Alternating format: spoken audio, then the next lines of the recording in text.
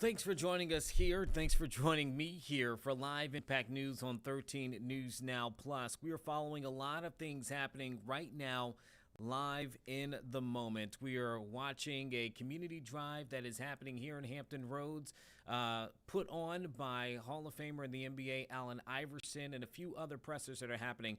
But immediately I want to take us to California, where state officials are giving us an update right now into that storm system that has caused massive issues in California and in parts of Washington. I'll go ahead and bring them right up. This press conference is just getting underway. So let's listen to the latest here out of Los Angeles.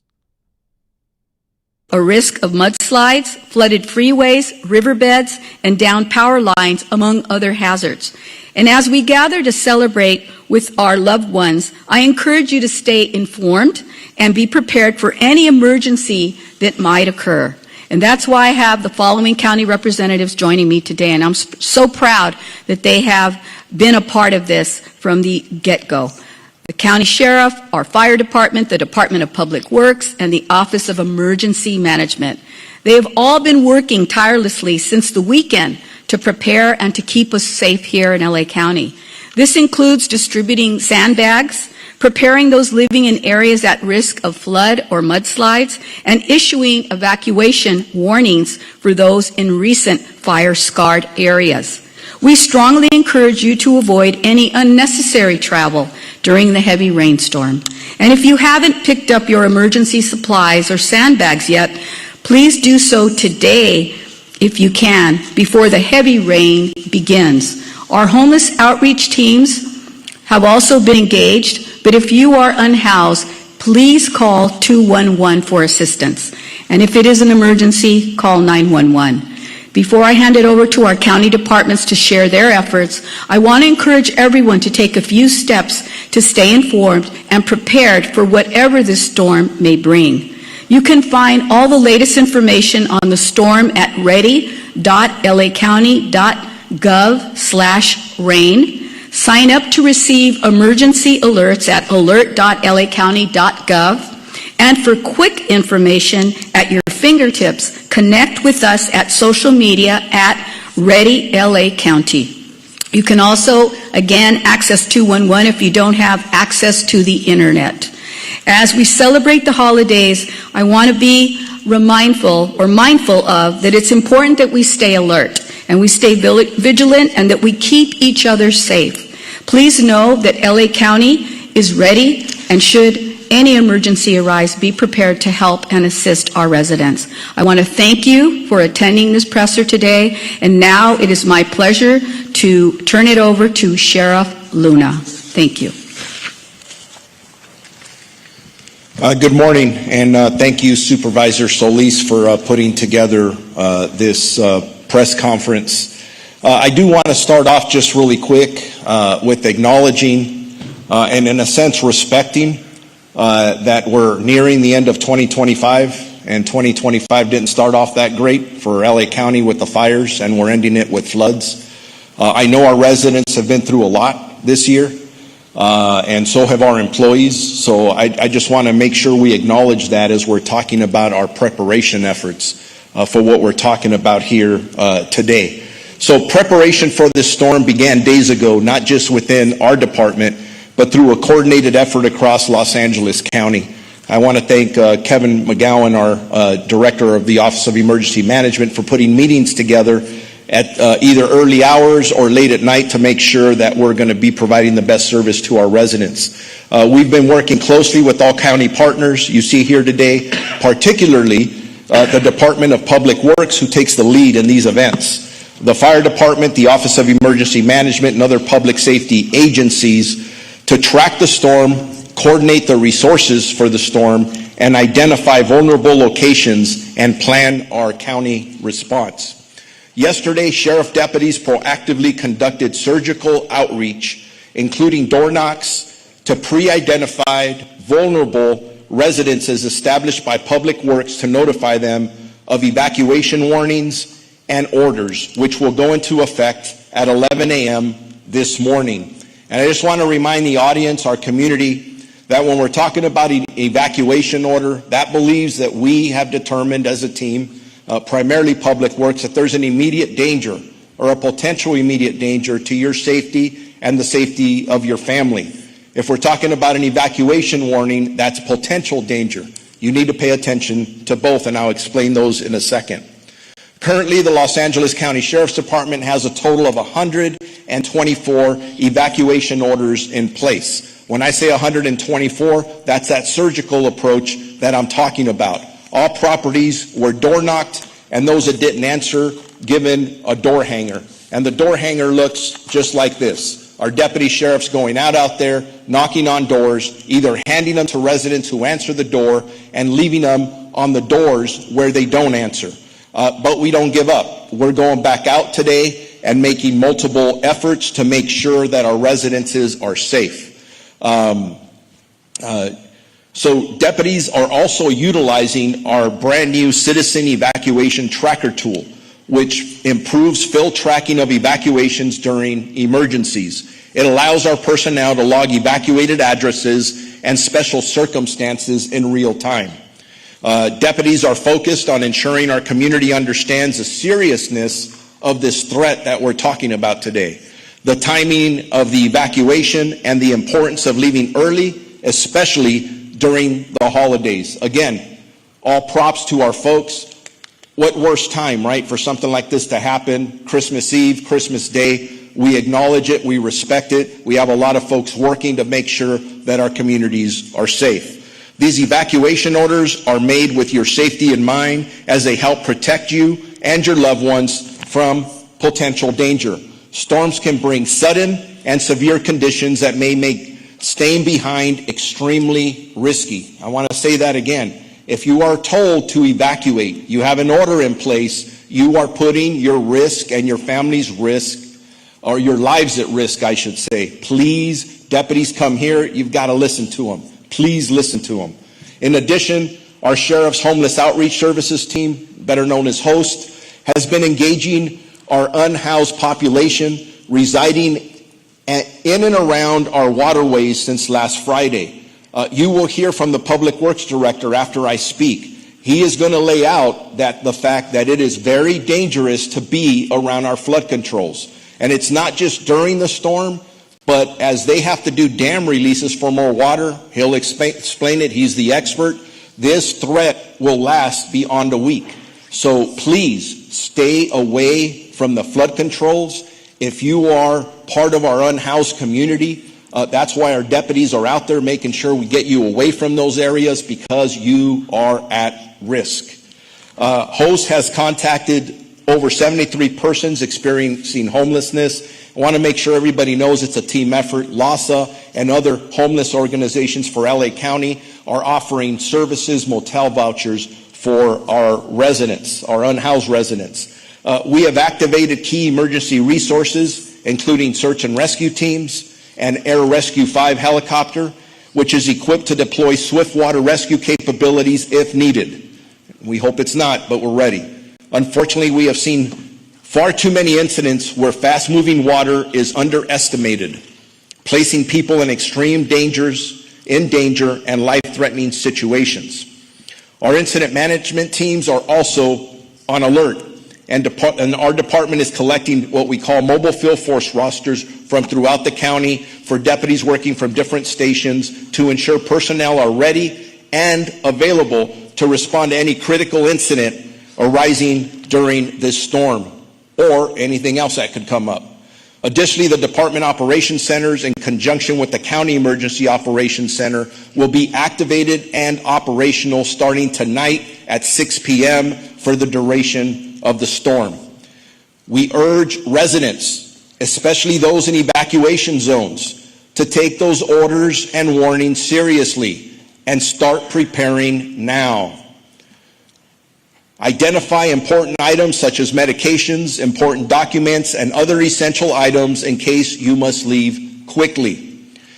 I want to throw something else out here.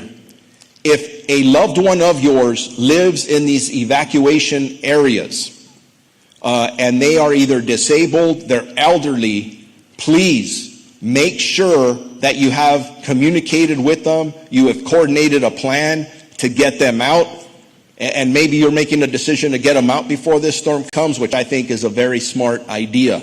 But make sure that you do that. Please contact them to assist if they need evacuation immediately, and we will try and communicate the best we can with them and yourself. If you decide to stay in your home in an evacuated area, debris from the burn scar areas and the storm may impede the roads, and it could be difficult to leave once a storm begins. It also may be hard for first responders to access the roads, and attempting to do so places our first responders in unnecessary danger. Please avoid flooded roadways, stay away from drainage channels, and do not wait until conditions become dangerous to act. Prepare yourself. It is critical. It could save your life. We encourage residents to visit lacounty.gov/emergency for tips and preparedness information. You can also sign up for emergency alerts at alertla.org. I would like to now introduce my partner from Public Works, Mark.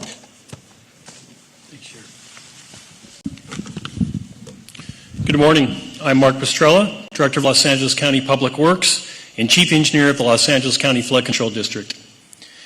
This weather event I'm going to describe the weather event that we're about to experience. This event is a warm winter storm event. Some people refer to it as a Pineapple Express. Supervisor referred to it as an atmospheric river-driven event, and that is accurate. We expect the event to produce a lot of rain over a short period of time, with some intensities that give us concern. The hazards that will be in those rain totals could be up to 4 to 8 inches in the valley and coastal areas, 6 to 12 inches in the foothill mountain areas. In plain language, we haven't had an event, an atmospheric river event like this in some time, probably more than 4 or 5 years now. These events do produce, as I said, high quantities of water running down our mountain system and across our urban streets and gathering in our riverine system. So basically the basin is going to attempt to drain a lot of water over a short period of time. There are also going to be a lot of water in the Santa Monica Mountains area, along the Malibu and on PCH, and it's going to come from that mountainside and run down that system as well, creating additional challenges for residents and for first responders. We're also forecasting strong winds, 50 to 60 miles per hour. The heaviest rain is expected tonight through tomorrow morning, and again on Christmas Day, unfortunately, during the evening hours. We expect that to be a problem, obviously, because we are in a holiday event. Be assured, though, Public Works is open 24/7, and we're going to have a crew of more than 300 personnel on site 24/7, making sure that you are protected, your lives are protected, your properties are protected in coordination with the partners here today. Of course, our biggest concern is the recent burn areas. Hazards will include potential flash flooding, rising river flows, mud flows, debris flows, and downed trees. Also, low-lying areas can expect ponding. So let's talk a little bit about where these areas are. All of the debris flows, mud flows, and rockfall we expect to be within the mountain areas or the mountain urban interface. Those are places like the foothill communities of the unincorporated area of Altadena, Pasadena, La Cañada, Flint Ridge, Duarte, and then along the same situation for the Palisades fire area, the city of Los Angeles, the Malibu, and the unincorporated areas, all should expect these hazards to impact them during these storm events. In the low-lying areas, what I'm normally concerned is in the areas of Long Beach, Carson, and the southeast Los Angeles area, where we expect to have ponding within the street system. The street system, I'll remind you, along with the flood control system, is maintained for the most part by LA County Flood Control District, the flood control system, but also the road system is maintained in the unincorporated areas by the county and along with their city partners. Those streets, I want to remind everybody, are a part of the flood control system, something to keep in mind. This is what we utilize the street system to move flows along with the channels. So along the LA River and the streets adjacent, you will expect flows in those streets. Something to keep in mind as we are entering into the rainy part of this event.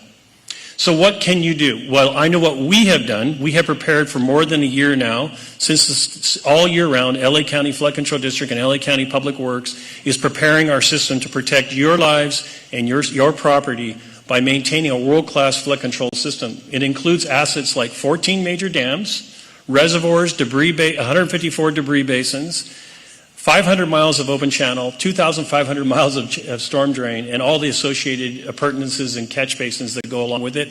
And as I said, the street system is a part of that system as well, so that we can drain the water safely through the system without damaging your properties or hurting property owners and saving your lives.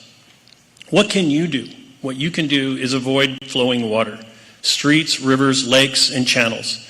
This is no place for anyone to be during rain events or when there is flow in these systems. And as Sheriff said, we expect to have to do dam releases, which means that there will be water in the LA River, there'll be flowing water in the LA River as well as the San Gabriel River and other components channels post this event. And those flows can be up to like 19 feet per second. They can move a small car. 6 inches of moving water can move a small car. So if you are driving in a street system and see ponded water or moving water, I recommend you don't go through that water. You stop and take a different route. If you must travel, you need to leave early, slow down, avoid mountain roads, and burn scar areas. Just basic thing. I also am going to want you to know that the evacuation orders that were given were on my recommendation as the Chief Engineer of the Los Angeles County Flood Control District and the Director of Public Works. I made those recommendations by analyzing the situation that we had post-fire and looking at this storm event. We identified over the last year vulnerable properties. Some 383 properties are considered needing evacuation. You heard Sheriff mention 120 orders. We also have an additional 100 plus orders, 200 orders going out to city areas. We've contacted the City of Los Angeles and made the same set of recommendations within the Palisades area and other areas, and in coordination with the City of Los Angeles, Duarte, Pasadena, those folks are also getting door knocks, and those recommendations for evacuation stand. Again, those recommendations are based on technical science, forecasting of the current weather event, and our best estimate for who would be most vulnerable. If you are being recommended for evacuation, you will already know that, because we will be door knocking along with the city on every property.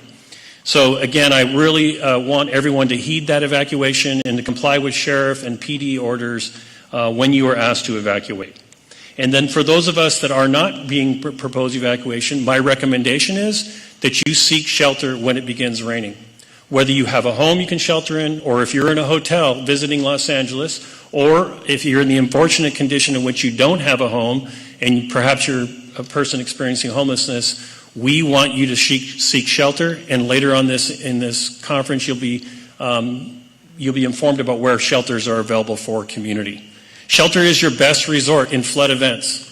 Sheltering in a home that is flood-free is the place to be. It's where you will be safest. So please make provisions for your Christmas and your Christmas Eve to be in a shelter somewhere, whether it's your home, a hotel, again, or in one of the county shelters, so that you can be certain that you will be safe from any of the potential damages that occur.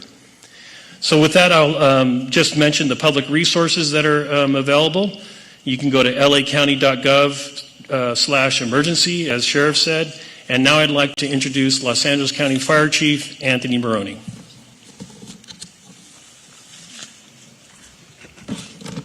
So thank you, Director Pastrella. So good morning. I'm County of Los Angeles Fire Chief Anthony Maroney.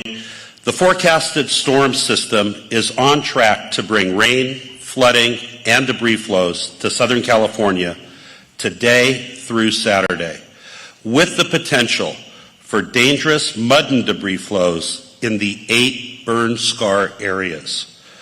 With a flood watch in effect this afternoon through Wednesday evening, significant rainfall is expected with the potential for flash flooding. As a region, we continually monitor our vulnerability by conducting a daily risk analysis. The County of Los Angeles Fire Department has augmented fire resources and staffing, and we stand ready to respond rapidly to all storm-related incidents utilizing ground and air resources.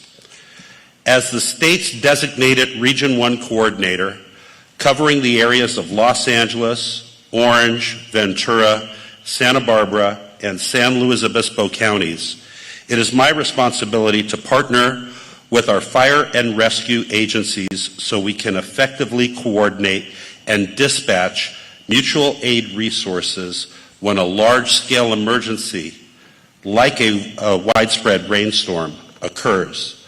With a full range of resources available to us, I want to assure LA County residents that your fire department is prepared and stands ready to respond.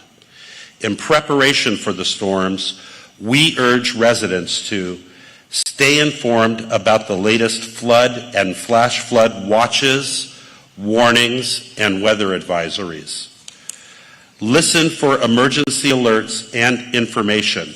Sign up for Alert LA, a free mass notification system for LA County residents at lacounty.gov/emergency.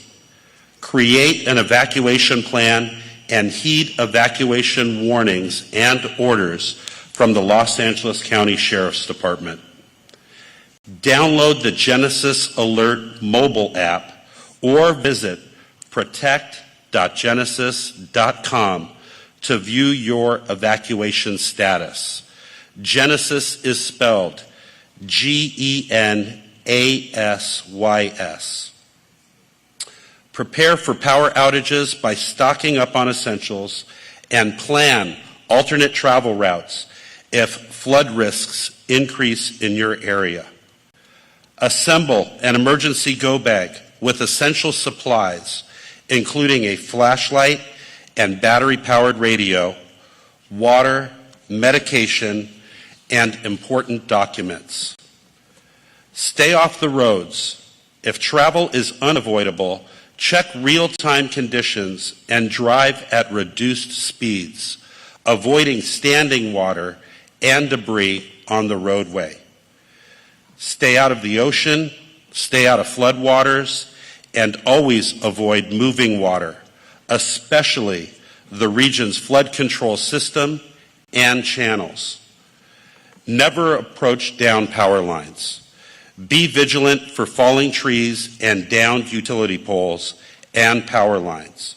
By following these steps, residents can help ensure their safety and the safety of their communities during the storm. For additional information on how to stay safe and prepared, visit lacounty.gov/emergency. I would now like to introduce the Director of the Office of Emergency Management, Kevin McGowan. Thank you, Chief Maroney. For the record, Kevin McGowan, Director, Office of Emergency Management. I want to just reiterate a couple of key items that my colleagues have mentioned. So first and foremost, on the emergency notification and alert, it's very important for you to sign up not just for the county's alert system. We have a lot of municipal jurisdictions that also maintain emergency notifications and may be the primary notification source. So go to the websites that have been mentioned. lacounty.gov/emergency is a single point where you can access other websites to sign up. Find out if your local city has a notification system and sign up for it. I also want to emphasize that our partners at the National Weather Service also send out emergency notifications. Please heed all of the directions from the National Weather Service Los Angeles Oxnard Field Office. They can issue flash flood warnings, high wind warnings, and some of those come with emergency notifications with directions on what you should do if there's an imminent threat. So again, please sign up for emergency notifications. It's one of the most important things you can do to get real-time information. Additionally, the county, again, my colleagues have mentioned this, the county's been at an all-hands-on-deck preparation mode since over the weekend. Our emergency organization was fully activated. Our emergency operations center and department operations centers will be activated this evening, and that's to coordinate and support countywide efforts. Lastly, I just want to mention that this threat is widespread. We've spent a lot of time discussing the burn areas, but in addition to the burn areas, there's potential hazards across the entire county, the coastal areas, wind-prone areas, and flood-prone areas. So in other significant winter events, if you've experienced wind damage, flooding, localized flooding, now's the time to be prepared. Thank you, and I'll turn it over to Kim. Thank you. We will now take questions in English, specifically on this storm. Time. People are obviously planning their travel. They've been planning this for months, spending time with family. You guys mentioned avoiding travel if necessary. How do you preach to someone to reconsider something they've been planning for maybe all year long, especially with the storm on its way? Because safety is number one. I mean, the last thing we want to do is ruin anybody's Christmas plans, but we have an obligation as a county family to say, to wave the flag and say there's a threat, a real threat out there. And so for us, making sure that everybody understands that whether they're driving in here, they're flying in here, may have to rent a car and visit family, to really pay attention to the warnings, the orders, and make sure you're coming into a zone where an emergency can happen. And we don't want you to be part of it. We want you to kind of, that old saying, we want you to complement, not complicate things. So that's why Supervisor Solis decided to put this out. We do our normal course of communication through all of our departments. But for you guys as our partners, we got to let people know we don't want anybody to get caught off guard. Safety number one. Next question. For the evacuation orders, so we have the map with the evacuation warnings, which we understand. And just so I have this clear, 124 homes have evacuation orders in the unincorporated areas of the county, right? And then there's areas within cities that will also receive an evacuation order, and that will total to 383.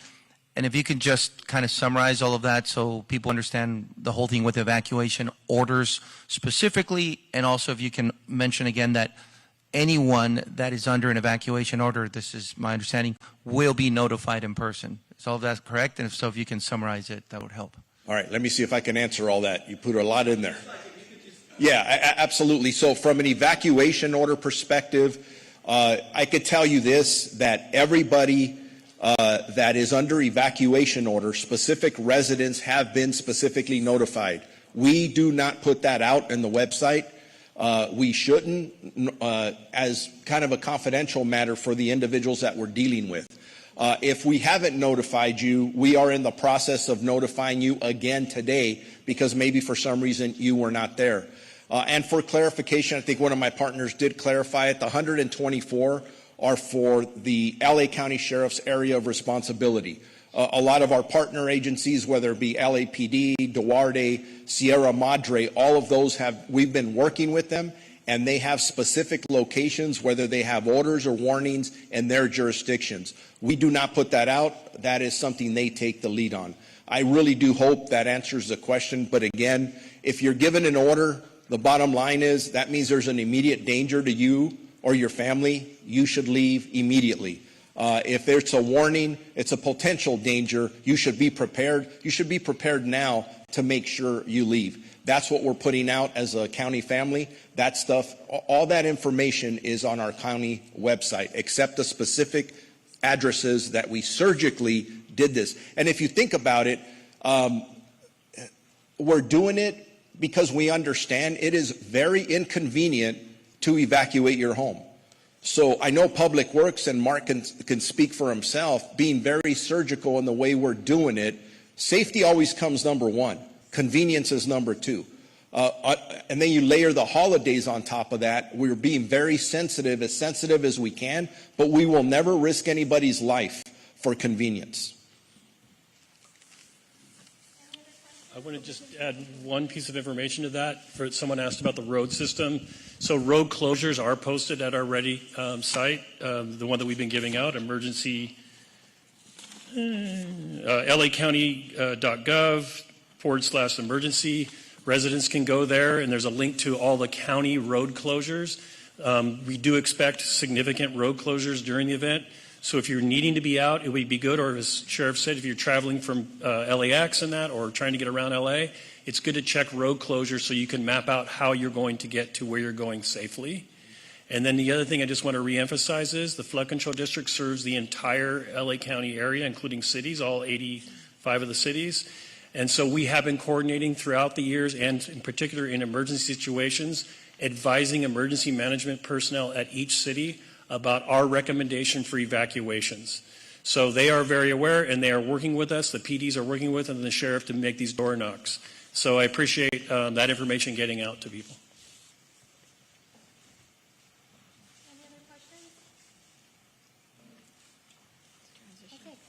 We're going to transition now into Spanish remarks, starting with Chair of the Board, Hilda El Solis, representing the 1st District.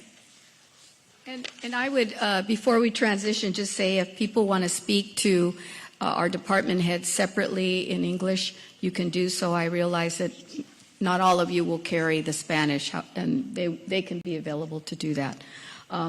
Soy la supervisora Hilda Solís, presidenta de la Mesa de Supervisores en el Condado de Los Ángeles. También represento el 1er distrito. Hoy, hasta el jueves, va a haber una tormenta fuerte aquí en el Condado de Los Ángeles. Con la lluvia hay muchos peligros. Es importante estar bien informados por cualquier emergencia. Nuestros departamentos están trabajando para mantenernos con seguridad. Para más información sobre esta tormenta, visita ready.lacounty.gov/rain. Okay, you have their hearing from officials there in LA County. This after that, as they're preparing for another round of storms there on the West Coast, that at this point in California, we know have been deadly with flash flooding in Redding, California. Those officials there are in Los Angeles County. But we had Craig Moeller, our meteorologist, on the stream for the first half of 10 to 12 earlier today, just looking at those storms, as it is one of the more popular destinations for people to travel here during this holiday end of the year season. And they are really experiencing some weather issues there in California and also in Washington near the Seattle area. A person dying there also due to flooding issues. So you're just hearing the concern from the local officials there in Los Angeles, trying to make sure people heed to their warnings, as there are throughout the area at this point. There have been flood evacuation warnings, again, for people to be prepared just in case they need to get out. Again, all of this happening amongst what will be, by estimates of AAA, the busiest travel week on record at this point for people who are moving on and about during the holiday season. So I did want to go ahead and bring that up and cue it since it was happening live in the moment. But speaking of the holiday spirit, something is happening here in Hampton Roads in Newport News, and it involves a native of the area who is very, very, very well known and giving back to the community for this holiday. I'm talking about NBA legend Allen Iverson.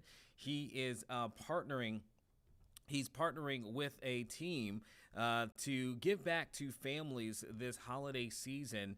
And I want to go ahead and kick it over there to the city of Newport News, who he's partnering with, as they are preparing for a giveaway to support families during the holiday. We were able to catch up with him literally just about 30 minutes ago. And so I'll play a bit of that interview with Allen Iverson, with a representative from the city, and also a representative from an organization called Trina's Kids Foundation. So we can learn a little bit more about what they're doing and the opportunity that you may have to benefit from this program.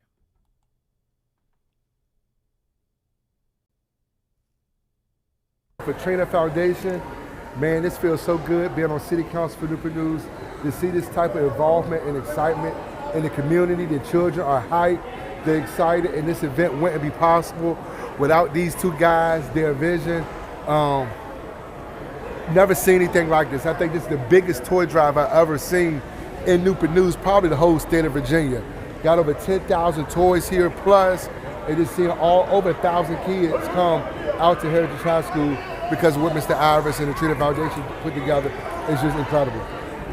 So it honestly wouldn't all be possible if this guy didn't jump at the opportunity to do this. We just tossed around an idea. I said, I'm doing a travel and toy drive. This is a tent city. And he said, would you want to come down to Virginia? I said, absolutely.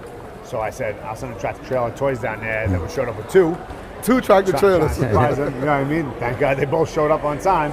But, we really want to target helping single mothers. A lot of people forget about single mothers. They realize how hard it is for the holidays. It's supposed to be such a good time for most people. It's a time of happiness. But if you're struggling, it makes you feel even worse. So this is to make people feel better, feel seen, feel like we're giving back and helping them. You take a little piece of your heart and you give it to somebody that might feel avoiding theirs. And all thanks to this guy right here. Hey. So, Alan, you don't have to do this. You don't have to come back to this community and do this, but you do. And that's an awesome thing. And all these kids, it's amazing to see their faces when they walk in here. Why is this something important to you? I'm from here, number one. I remember in my life, at this time, it wasn't the greatest time for me. And I just, feel like if I'm given the opportunity to help, then why wouldn't I? You know what I mean?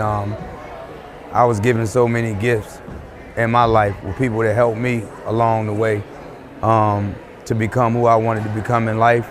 And I get the opportunity to give back. You know what I mean? It's very important for me. And you said it all, just to, see the faces, see the smiles on the parents' faces and the kids, ecstatic about, getting something for Christmas. It's a beautiful thing for me. And it's something that I, want to do and continue to do, for the rest of my time on earth. When you see these kids walking around with their family members and you see that joy, how does it make you feel personally? It makes me feel good, you know what I mean? Been through a lot of obstacles in my life. It makes me feel good about the fight, you know what I mean? For me fighting for what I wanted to be in life, you know what I mean? To be able to be here and have this opportunity to team up with Vince and, have all of the people around here, all the people that's helping, that did their part to do it as a family, as a unit, to make other people happy. I think that's the best thing in the world, you know what I mean? To see how, other people feel about something good coming their way, you know what I mean? And for me to have the opportunity, like I said, is a blessing. And this is my community, you know what I mean? And for me to, be able to touch people in my community and the kids to be able to touch me and realize that their dreams can come true. They don't have no excuses. The parents can look right at them and say, there he is, right there. He's real, he's from where you're from. So you don't have that excuse in saying that you can't be what you want to be in life, because I'm living proof. So it's just a great opportunity for me, and I feel so good about, my family and my friends coming out here and making this thing work. Teamwork make the dream work. What was Christmas like for you as a kid, growing up in Hampton Roads? I mean, was it something that you wish would have happened for you as a kid? Definitely. Because, it wasn't peaches and cream for, for my family. So, for me to, bring this to them, you know what I mean? And hopefully it's something that they cherish and remember for the rest of their lives, you know what I mean? Hopefully in their minds, they're thinking one day that they can do this for kids and they can do this for families. And it was just important for me, so it means a lot, man. And like I said, I don't want to get too religious, but I'm blessed. I believe in God. I believe that God, don't make mistakes, and I believe in everything He put me through in this lifetime that I'm living. You know what I mean? He drive the car, I get in the passenger seat and ride.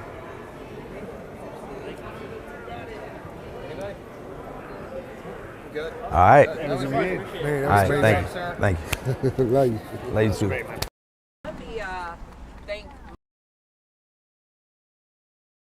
too. You got to hear it from Allen Iverson himself and officials there from the city of Newport News. John Ely there, a councilman who was there alongside of the NBA Hall of Famer. And just to give you a little bit of information, because I'm not quite sure they said it in there, they are giving away more than 5,000 toys in a shopping spree style event, allowing kids to choose and carry home toys of their own. They're kind of calling it the world's largest toy drive, bringing together holiday cheer to the city of Newport News, as you heard from Allen Iverson himself there, just how much the city means to him, but just thinking back on his own upbringing and his own journey to being who he is and where he is, and having the opportunity to give back to kids where he absolutely, you can hear it in his voice, remembers how he was and where he was at that time of his life. And so they're at Heritage High School today and doing that work there. That interview you saw happened just at the just before we started here at 1 o'clock. And so they are there. We expect to be there for a little bit of time, and hopefully families are able to stop by and take part in that opportunity. Great thing that they are doing there in the city of Newport News. I want to turn my attention now to something taking place in two different states, in New Jersey and in Minneapolis. There are state and local officials and community leaders in both of those communities today who held rallies and press conferences calling out some of the things they've been seeing in their communities in regards to ICE immigration efforts. We're going to start in Minnesota, where in Minneapolis today, Democratic Governor Tim Walz, along with Minnesota state and local leaders, including the mayor of Minneapolis, Jacob Fry, and faith leaders in the community, spoke about some of the things that they have been seeing within the last month as the ICE agents have had an operation there that kicked off at the beginning of this month that have been targeting undocumented immigrants there within the community. I'll let them speak for a little bit, and on the back end, I'll provide a little bit more context too that they do not provide here. But this press conference also happening within the last hour. A lot of things were popping up at one time earlier, just within the last hour and a half. Again, the next voice you're going to hear is Governor Walz speaking on some of the immigration operations that have been taking place in the state of Minnesota, particularly within the city of St. Paul and the city of Minneapolis.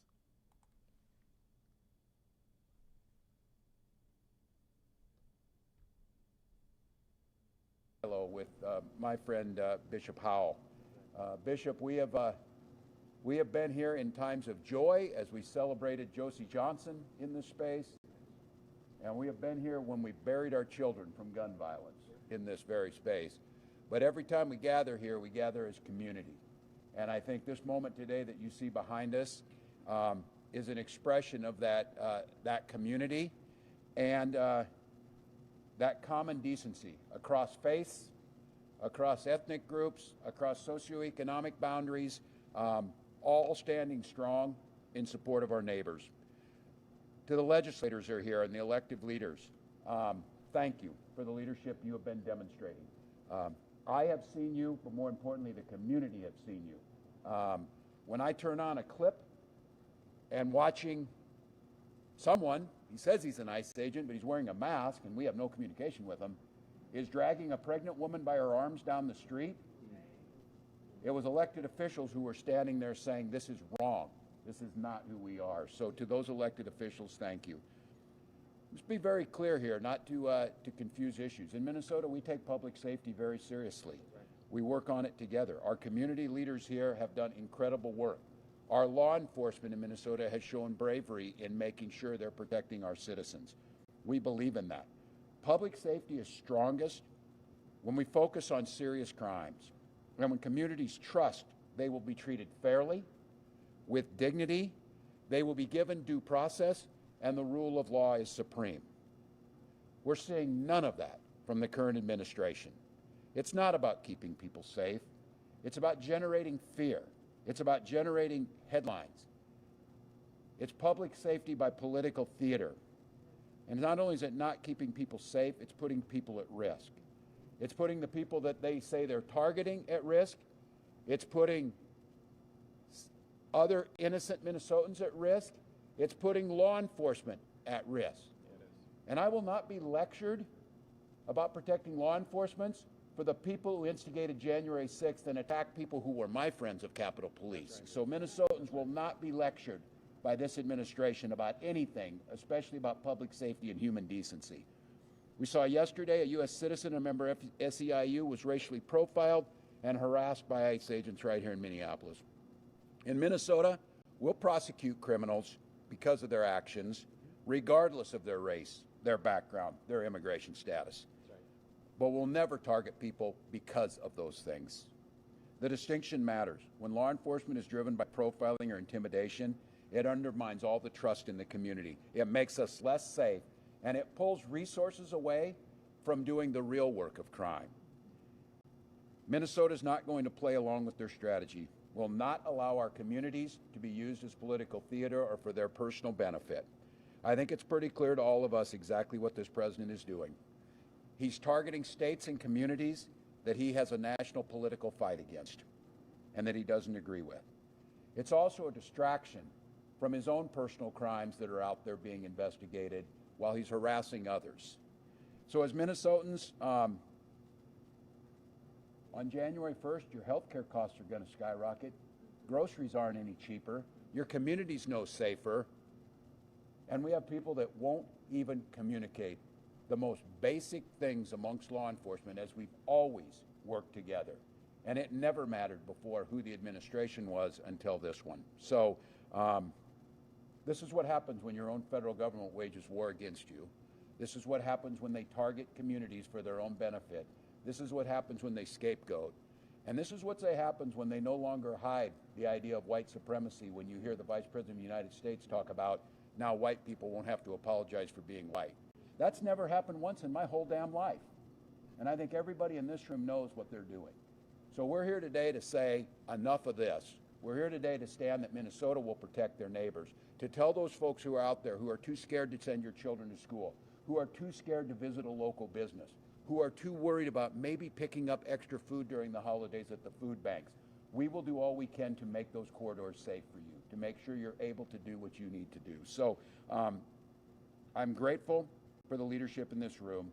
I'm grateful that the folks who've been standing up time and time again. I'm grateful to our faith community that took this out of the political realm and made this about humanity. And the reason we're here, like all of you had, we hear rumors, we hear suggestions of things, because it's how they operate, that there will be an increased presence. I would tell you, if I were a betting person, they will do it over these holiday seasons because it makes it especially cruel. It makes it especially mean-spirited. It makes it especially traumatizing for communities that wish to gather and to celebrate in their faith on these most important of the high holidays in all of our faiths. So I would fully expect, and we are preparing for, an influx of more agents, more of the very visible public theatrics of the raids, of the harassments, and you got faith leaders here. I would not put it past this administration to target midnight mass services amongst folks going to worship, because that's who they are. And God knows they're not going to church, or if they are, they're not doing it the way that we were taught. So with that, I'm going to turn to somebody who I've trusted on these things. And again, I've said it. You don't need your elected officials to give you a sermon. They should try and live one.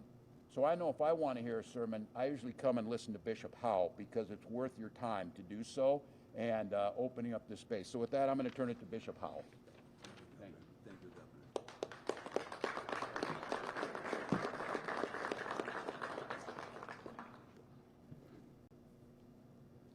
Thank you, Governor. As Bishop of the Pentecostal Assemblies of the World and as Board Chair of the Minnesota Council of Churches, I must speak to the fear we are witnessing of our communities.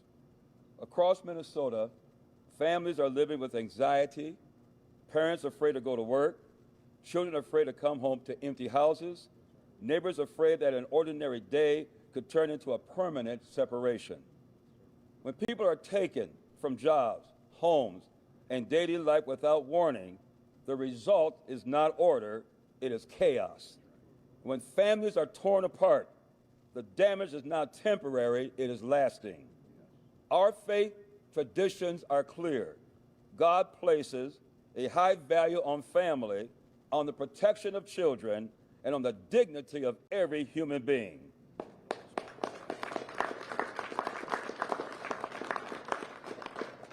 Scripture commands us to do no harm, to care for the vulnerable, and to resist systems that crush the spirit of God's people. Fear is not how healthy communities are built.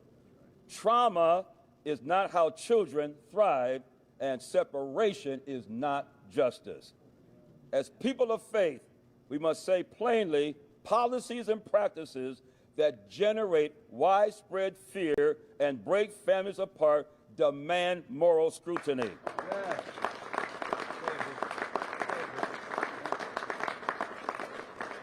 So we call for approaches that uphold human dignity, preserve family unity, and reflect the justice and mercy that God requires of us all. Matter of fact, God bless you.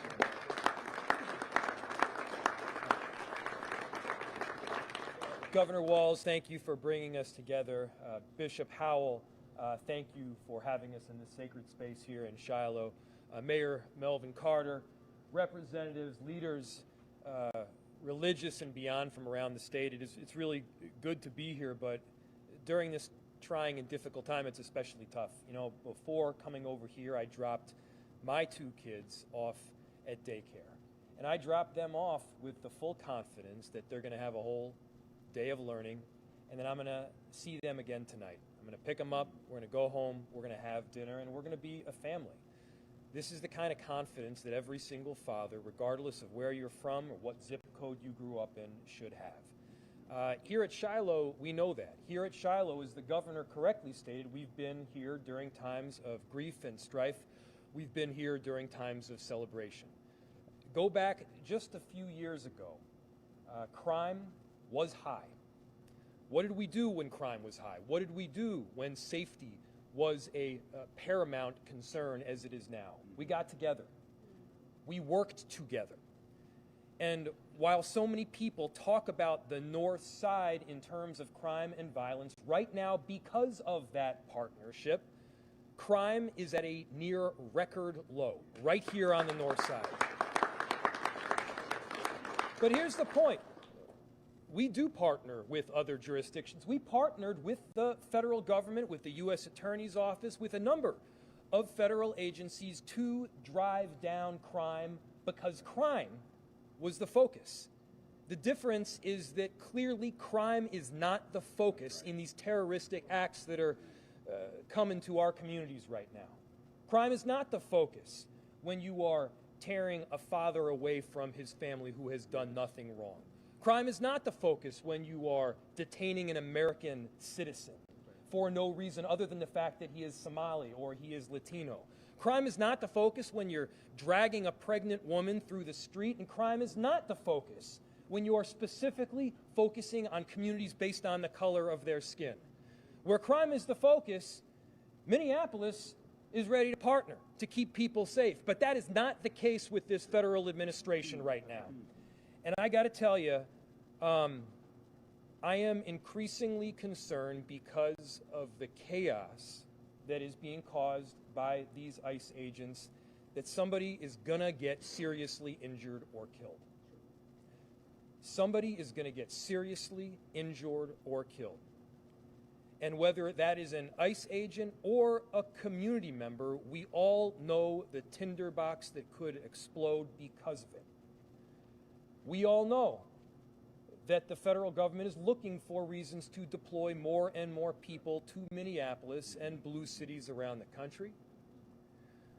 We all know that we cannot afford to lose a single Minneapolis resident because they showed up and decided to protect their neighbors, because they showed up and decided to express their constitutional right to free speech. And so that concern is deep. It is held, by the way, not just by me and our residents and the people who are standing up behind me. The concern about getting somebody killed is also held by our police officers, who are short-staffed, who are working tirelessly in response to 911 calls and to keep people safe throughout our city. We do not need them pulled into circumstances that they themselves do not control, where chaos reigns supreme and where chaos is being pushed on our cities. That is not a recipe for safety. So again, in Minneapolis, we want safety. On the north side, we are achieving safety. with record lows in terms of gunshots.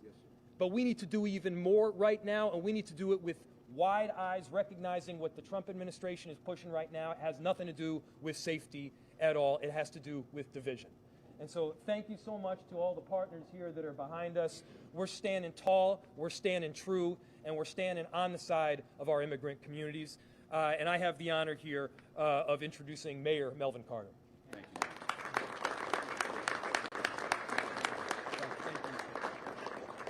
Mr. Governor, Mr. Mayor, thank you so much. Bishop, we thank you for opening your home to us and welcoming us into this space. As we prepare, my family and I, to celebrate the holidays, that's what the American dream has been. Bishop, when I grew up in the St. Paul Public Schools, what I learned in first grade and in second grade and in 11th grade and 12th grade is the thing that makes America great.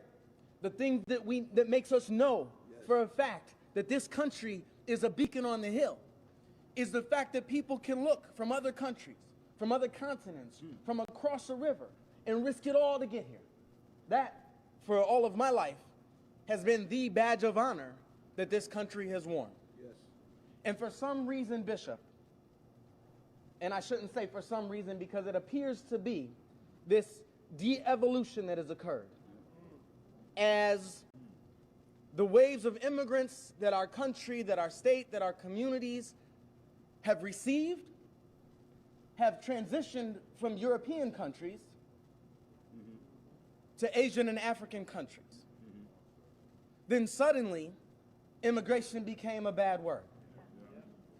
Suddenly, people who are here because their ancestors got on a ship and said there's a better life in America, want to denigrate people who came here because there's a better life in America. You know, when I came into office, we said we can make our community much more safe. But the trick is, we can't do it by turning law enforcement against community members. We can't do it by being a destabilizing factor in our communities. And we can't do it by waiting until after a crime has occurred. You can't prevent crime after a crime has occurred. That's just as simple as gravity. And so we launched our Community First Public Safety Framework, and just like you, Mayor Fry, we've had incredible progress in this city. Yes. We've brought gun violence down by 70%. We've increased our case clearance rate for non-fatal shootings by a factor of 3. And we see gun violence in our community at a historic low. As a matter of fact, we see all types of violent crime in our community down double digits. We've done that because we believe in a model of public safety that makes our community members safer. We believe in a model of public safety that provides a stabilizing factor, not chaos in our communities. And sadly, right now, one of our biggest opponents in this approach that's been so successful in St. Paul, so successful in Minneapolis, so successful in communities across the color, our biggest opponent is our own weaponized federal government. Our biggest opponent is our own weaponized federal government who says put America first but arrests American citizens. Who says this is about ending violent crime and goes and arrests workers on their way to work. Who says that we care about you and we care for you and then goes and separates families from their children. Mayor Fry said it, this isn't public safety. No. This isn't public safety at all. But it's easy to recognize what it is. When I look at my neighbors on the east side of St. Paul and see them worried, Bishop, before they leave the house, to make sure they have their papers so they're not harassed by law enforcement, I recognize that. I recognize Jim Crow. No. I recognize apartheid. You show me an era where people had to carry papers to keep from getting harassed and arrested by government agents, I'll show you an era of profound human rights abuses.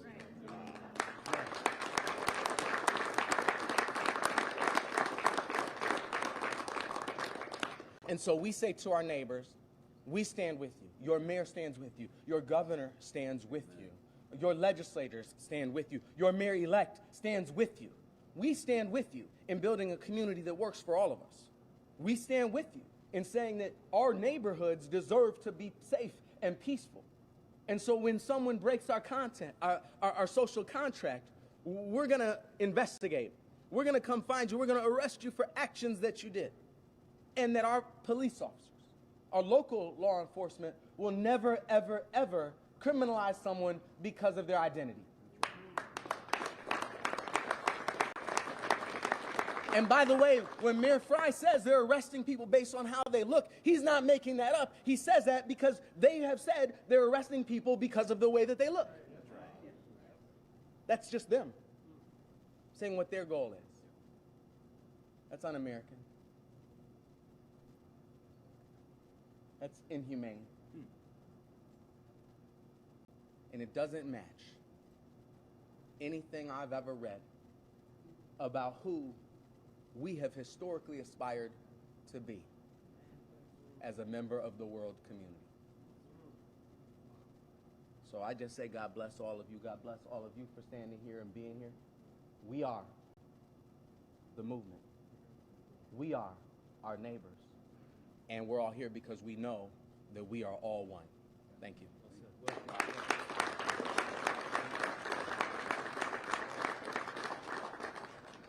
I stand corrected. Sometimes you do need your elected officials to give you a sermon. So. Look, our message is clear.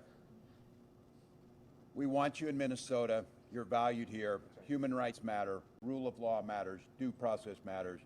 To our Somali community, you're seen, valued, loved, heard. Welcome here. To our Hmong community, to our Hispanic community.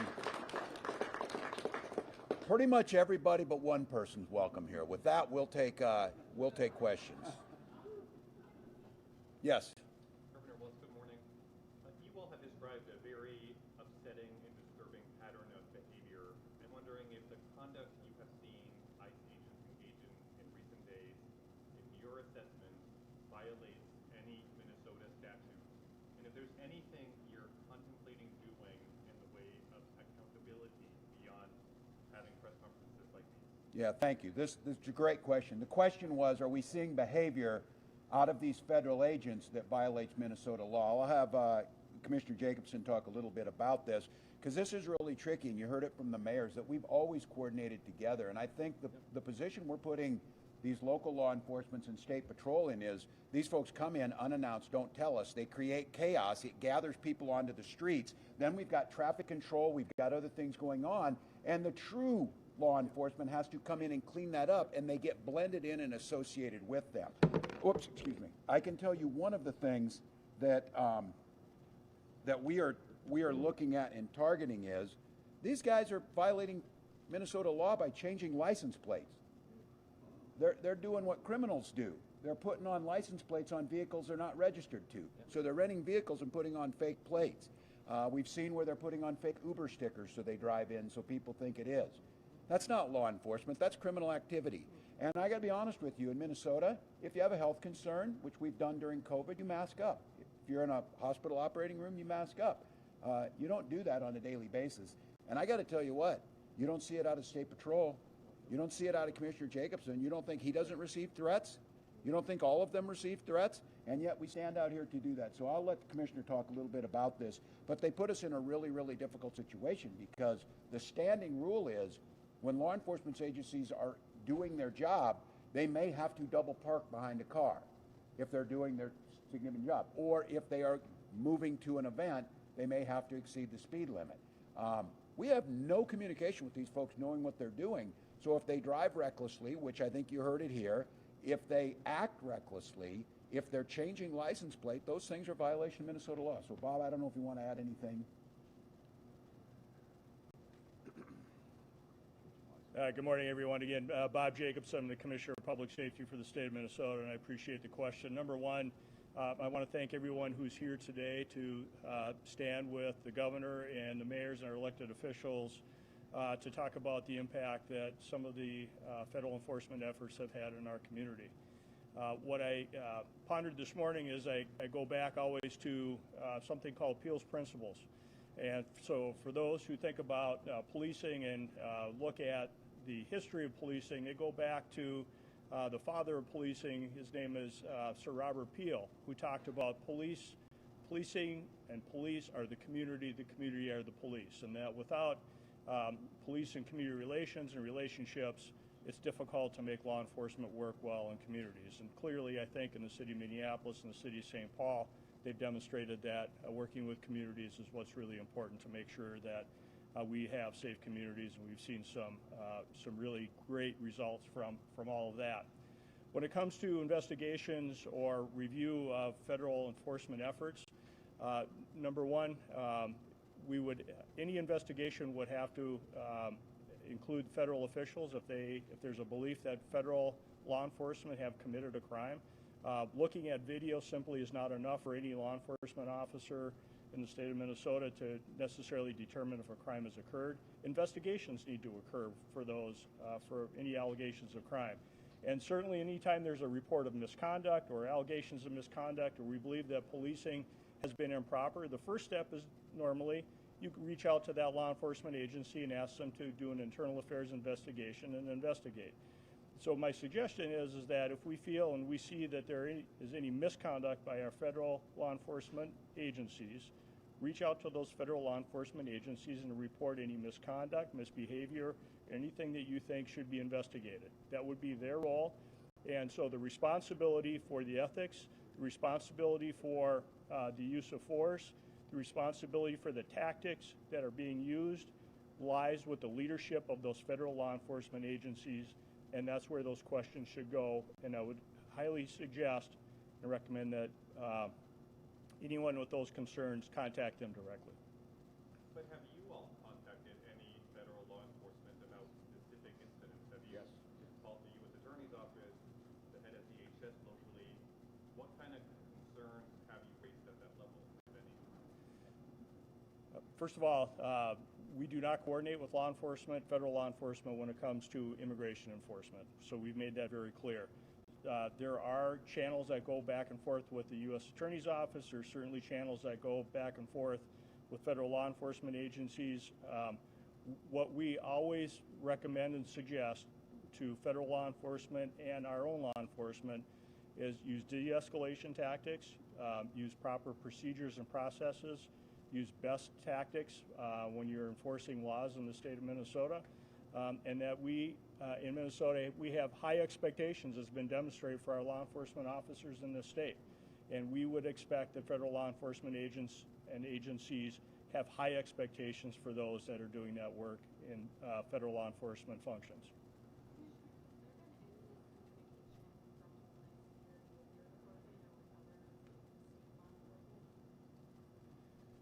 So if you didn't hear the question, it's if we've had any communication with federal law enforcement or Homeland Security. Again, there are some ongoing communications. The communications are not about coordinating any immigration enforcement. We still do continue to have relationships when it comes to other investigations. And so if there are other investigations that do not include immigration enforcement, we do have some communications that go back and forth.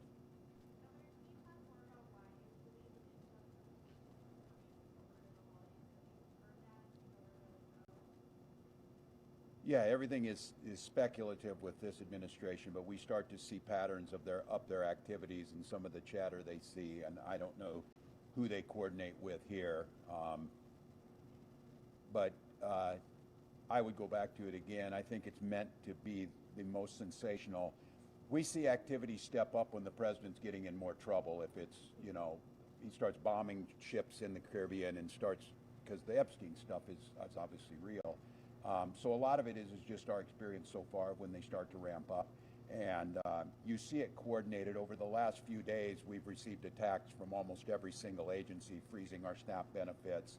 The commissioner of wrestling who sets it, the education department, is now coming at us. So you see a coordinated effort. They speak with a lot of voices. I think you saw a Congress that's on recess that couldn't get us health care is now opening an investigation, and well, I'm sure will drag me back there to sit for 8 hours as they talk nonsense. These people are not serious. We take them serious in terms of the damage they do.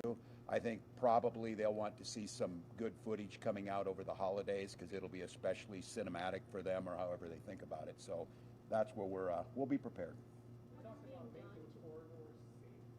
Yeah, we just make folks so that they're safe to come visit these places. So I know. We're out here trying to show people. We're going there ourselves and standing there. I'm sure they'll see, and I think these folks have been out there making it uncomfortable for them to be at places where we're trying to be as visible as possible. Let them know, and you'll hear it time and time again, our job isn't and never has been immigration reform.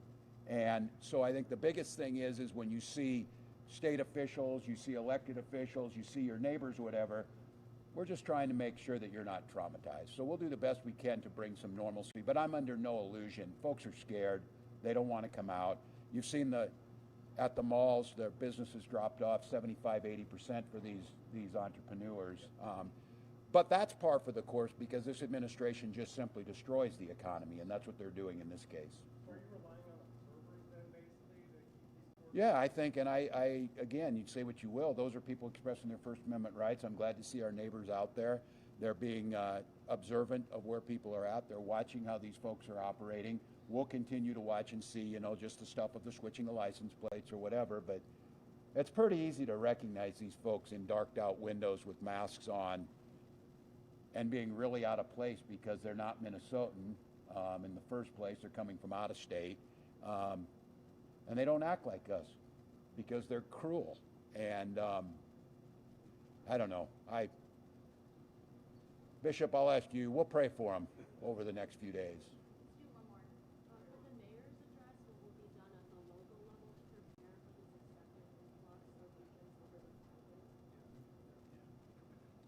So the question was, could Mayor Carter and I address what is going to be done and what has been done to address a potential influx over the holidays? The preparation that we're presently undertaking is not new. It's been something that we've been working on for many, many months right now. This is everything from preemptive lawsuits to responsive lawsuits, coordination.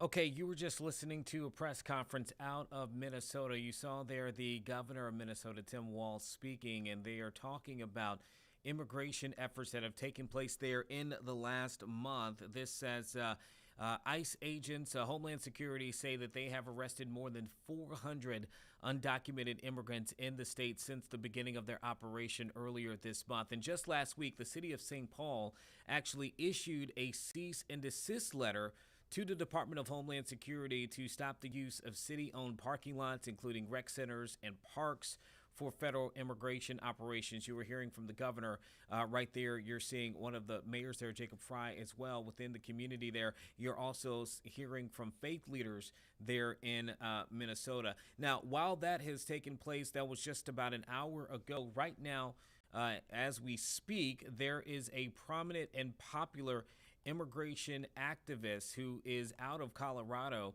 who has now been released after spending 9 months in immigration detention. So their supporters right now holding a rally in support of her. Let's go ahead and cue that up in the moment and see what they are saying there. Again, this is happening right now.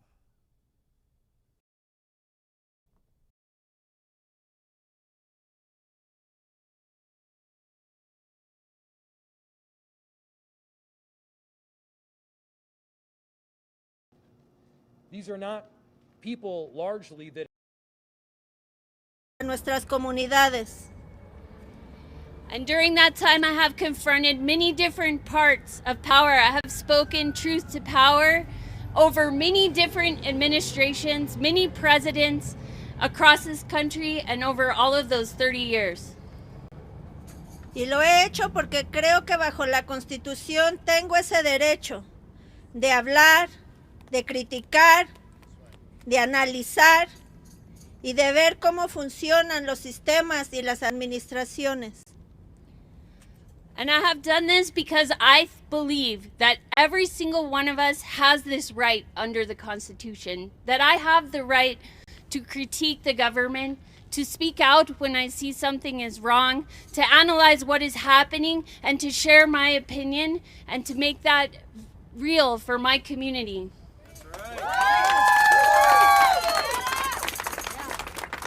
En 2011, después de que organicé para el movimiento de derechos de inmigrantes 2 años educando a la comunidad de qué significaba el movimiento de derechos de inmigrantes, aquí mismo en Denver la corte me dio salida voluntaria. Apelé mi decisión y tenía una apelación pendiente, donde después me avisan que mi madre había muerto y tuve que ir a México y regresar. Pero yo ahí cumplí con la orden original de la juez.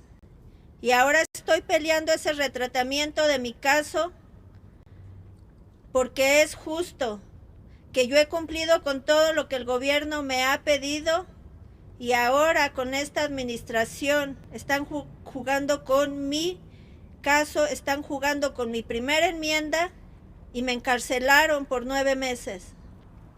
Shame.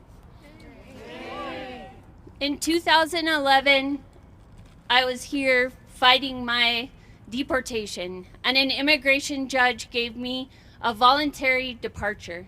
I appealed that decision, and while I was waiting on appeal, I learned that my mother was about to die in Mexico, and I made the difficult decision to go and then to come back to be with my family.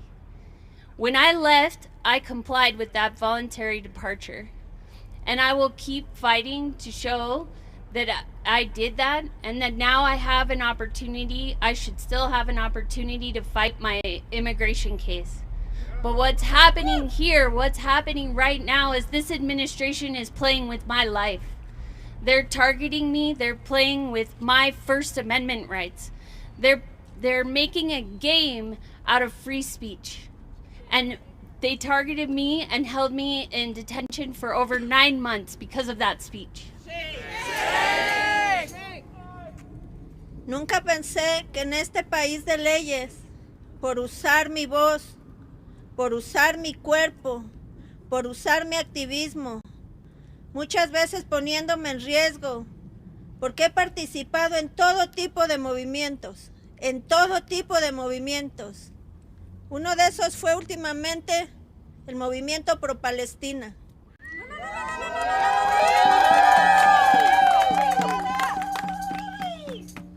A muchos líderes pro-Palestina, líderes de los farmer workers, líderes de inmigración, nos persiguieron, nos detuvieron, pero aquí estamos afuera otra vez.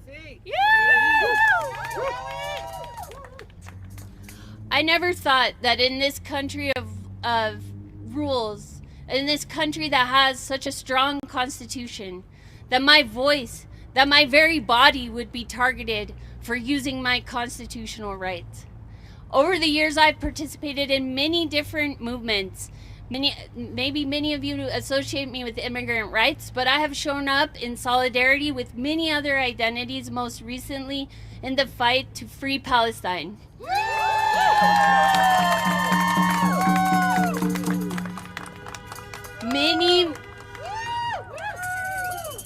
Many activists from that movement have been targeted.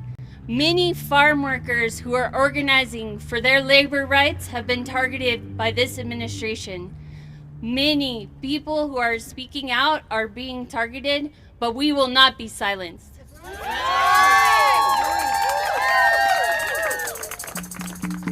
Tal vez este gobierno me odia. Durante la muerte de George Floyd, con Abolish ICE creé un campamento fuera del centro de detención por 89 días. 89 días resistiendo para que sacaran a nuestra gente. Soy la persona que ha cerrado la oficina de ICE. Soy la persona que ha hecho acciones en las casas de los directores de ICE. No mucha gente tiene el valor que tengo yo. Es cierto. Y dicen, ¿qué vas a hacer diferente ahora? ¿Vas a callar? Es mi esencia no callar.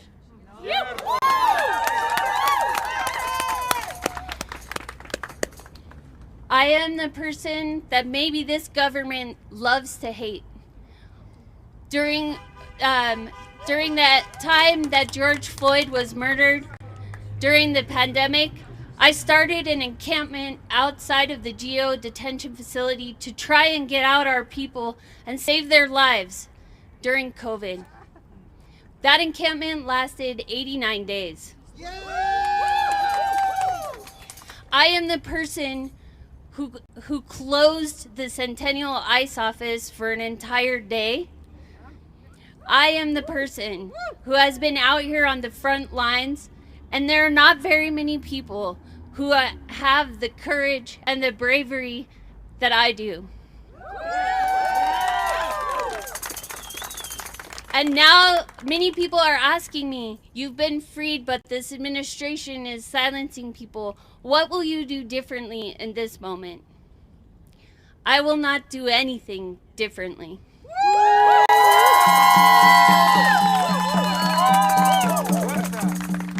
Afortunadamente no me pusieron restricciones, no tengo Enco Bracer.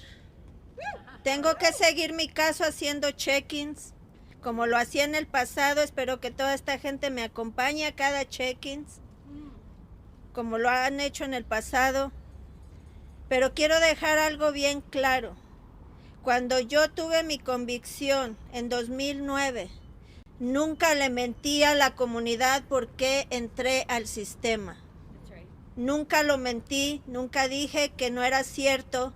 Hay gente mostrando mi récord criminal allá afuera, tratando de dañar mi reputación y mi imagen. No soy una persona mentirosa como gente del gobierno. Siempre fui clara y transparente de por qué entré al sistema. Intento de utilizar un instrumento falso porque necesitaba trabajar. Nunca utilicé esos documentos. Intenté, más no lo hice. So I also want to set the record straight on a few things. I want to explain my conviction. In 2009, I have always been honest with the community during my fight to fight my deportation and stay with my family about that conviction. It was a conviction to use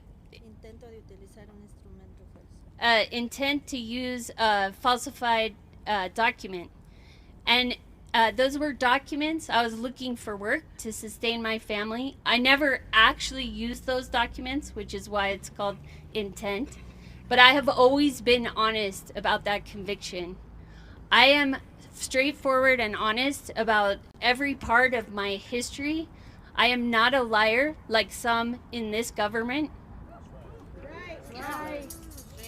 And I am here to tell the truth about every part of my life. I forgot the chicken.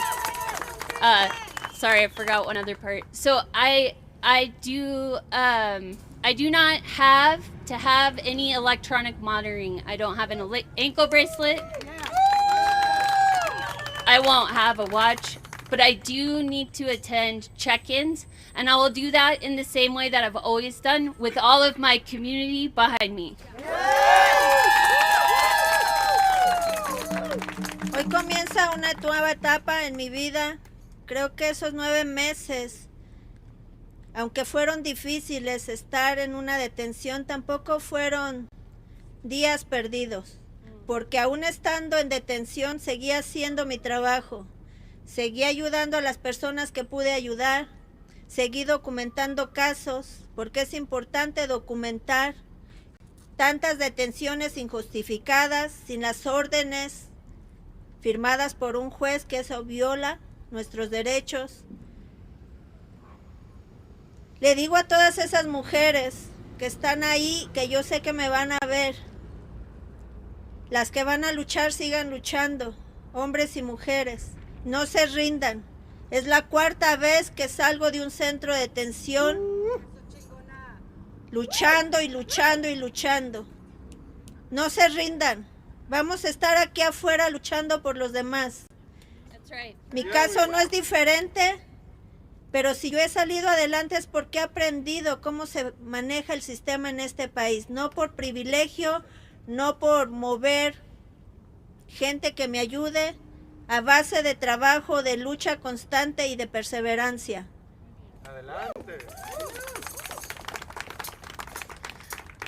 So represents a new beginning, a new stage in my life. Those 9 months that I spent in detention were not days that are lost. In detention, I documented dozens upon dozens upon dozens of cases of people who were arrested in Colorado by ICE without a warrant.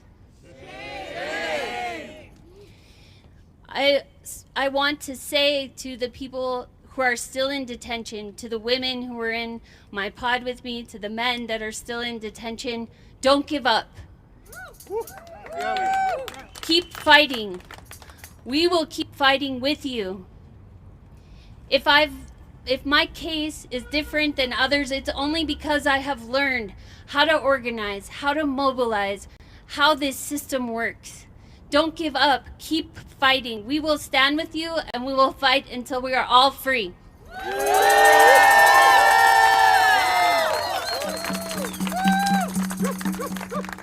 La gente alrededor del país tiene que entender que ahora los movimientos han cambiado, que no vamos a hacer lo mismo que hicimos hace 30 o 20 años atrás, que este gobierno está tratando de cerrar todas las avenidas. Ahora cualquier persona con cualquier tipo de caso de inmigración y aún no teniendo un caso de inmigración simplemente por ser indocumentado, quiere que hagan los casos encerrados, detenidos, rotando a la gente para hacerles más difícil el acceso a abogados. Mucha de nuestra gente no puede salir, no porque su caso sea diferente al mío, es porque no tienen monetariamente los recursos para pagar abogado o para pagar una fianza. Regresaron las fianzas, pero aún así mucha gente no tiene la oportunidad de pagarla. So I want to say to people around the country, this is a different moment. Organizing and fighting back looks different. We can't do the same things we've done 30 years ago. Right now, our community, the immigrant community, is under attack. This administration is trying to corral the community into a place where they have no options. There is no access to a lawyer inside detention. They are trying to make it so difficult to communicate with the outside world. They're denying people bond summarily, and bonds have now come back recently, but most people can't afford an attorney. If there's something different about my case, it's just that people don't have the resources to pay for an attorney, the resources to access bond. Their case is not much different than mine. This administration is seeking for folks who have a case, for people who are undocumented and have never had contact with this system, to trap and detain and deport every single one of us. Lo vimos al principio, incluso estuvieron atacando a nuestra comunidad indígena, nativa americana, simplemente por su aspecto. Han estado deteniendo residentes, han estado deteniendo ciudadanos, simplemente por nuestra apariencia, nuestro color de piel. Estamos perdiendo muchos derechos. ¿Cuánta gente va a perder beneficios de seguro social, de seguro médico, gente discapacitada, de vivienda, de transporte? No solo está atacando inmigrantes, necesitan abrir los ojos de que si nosotros no luchamos, se va a perder la democracia que tanto queremos de este país.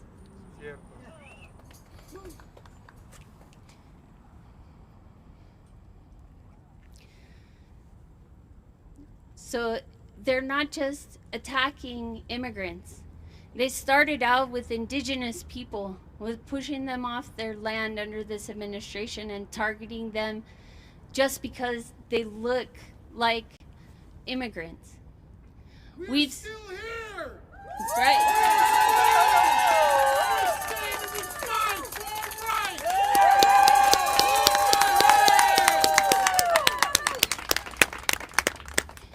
They've detained people who are permanent residents, people who are citizens. And they're not just attacking people based on racial profiling. How many people are set to lose their medical care in the coming months?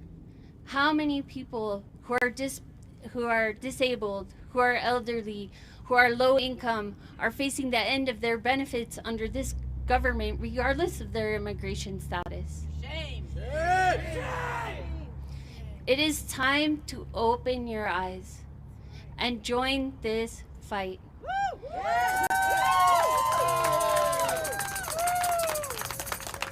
We are in danger of losing our democracy. Antes de mi detención hablaba con colegas, hablaba incluso con personas que son cercanas de medios de comunicación. Siempre he tenido una visión muy amplia. Okay, right now you are listening to a rally taking place in Denver, Colorado. The person you're looking right there is prominent Colorado immigration and labor activist Jeanette Vizguera. She is speaking after she was released on Monday after spending 9 months in an immigration detention facility in suburban Denver. This a day after a judge ruled that she could post a $5,000 bond, according to her lawyers. Now, the group says that Viguera, a mother of 4, she took refuge back in 2000 and early and actually in the first Trump administration, it was back when she gained prominence after taking refuge in churches in Colorado to avoid deportation.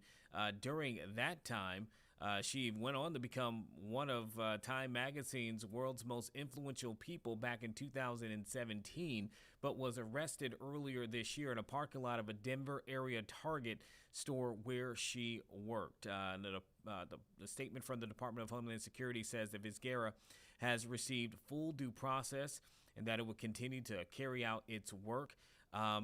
She says that she came to Colorado in 1997 from Mexico City and has been fighting deportation since 2009 after she was pulled over in the Denver area and found to have a fraudulent Social Security card with her own name and birth date, but someone else's actual number. That was according to a 2019 lawsuit that she brought against U.S. Immigration and Customs Enforcement.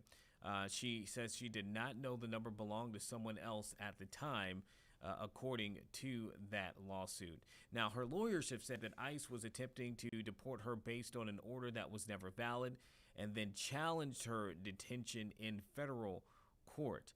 Again, a federal judge recently ordering that a bond hearing be held in immigration court to determine whether she should continue to be held in a suburban Denver detention facility as this case plays out. But you're listening to her right now speak in front of other people there within the community as they have waited now for 9 months for this mother of 4 to be released from that detention center. And she's sharing, obviously, her thoughts on the matter and her supporters about the state of immigration enforcement happening right now within their community and across the country. Okay, we'll listen in for a few more minutes here as they are speaking. I just wanted to give a little bit more context. Again, you're looking there at Jeanette Vizguera, who has just been released this week from a immigration detention center after 9 months there, based in Colorado. En cada una de esas organizaciones que pararon por 9 meses y en cada individuo, estoy muy orgullosa de Colorado porque nos ha costado partirnos el lomo para ser un estado progresista con leyes protectivas para todos. Y así quiero que siga nuestro estado dando el ejemplo de quién es Colorado.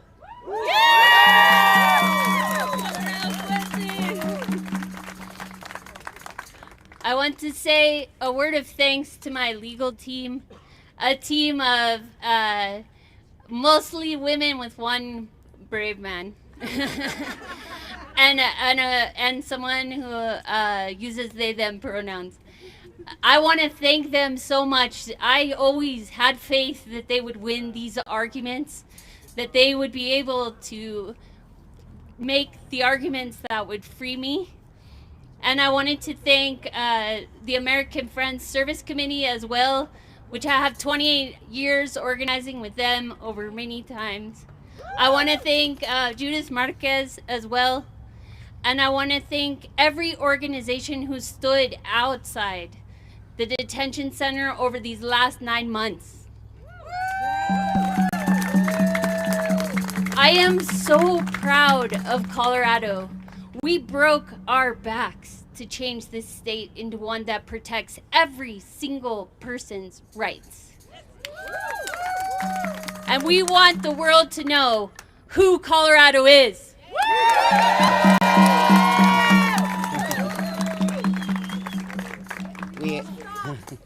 We're going to hear more from Jeanette. We're going to hear more from Jeanette in just a moment, but it seems like a good opportunity. Someone has to speak after Jeanette, and it's Shira Harold. Shira Harold from the legal team from the Rocky Mountain Immigrant Advocacy Network is going to share a few words about how the fight will continue.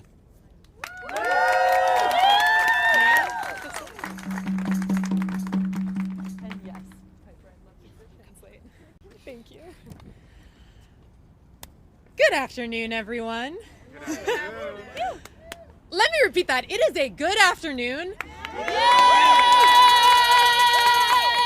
Because Jeanette Vizguerra is with us again. Buenas tardes a todos. Lo voy a repetir. Es un buen tarde porque Jeanette Vizguerra está de vuelta con nosotros. My name is Shira Harold, and I am an attorney with the Rocky Mountain Immigrant Advocacy Network, or REMAIN. Thank you.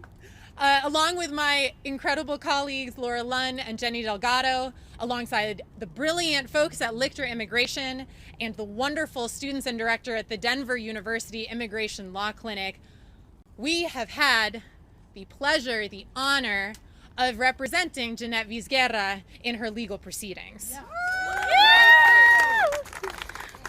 So, mi nombre es Shira Harold y trabajo por el Rocky Mountain Immigrant Advocacy Network. Y yo, conjunto con mi colega Laura Lunn y Jenny Delgado, hemos tenido el placer, conjunto con Lichter Immigration y los estudiantes y el director de Clínica Legal de Migración de la Universidad de Denver, en representar a Jeanette Vizguerra.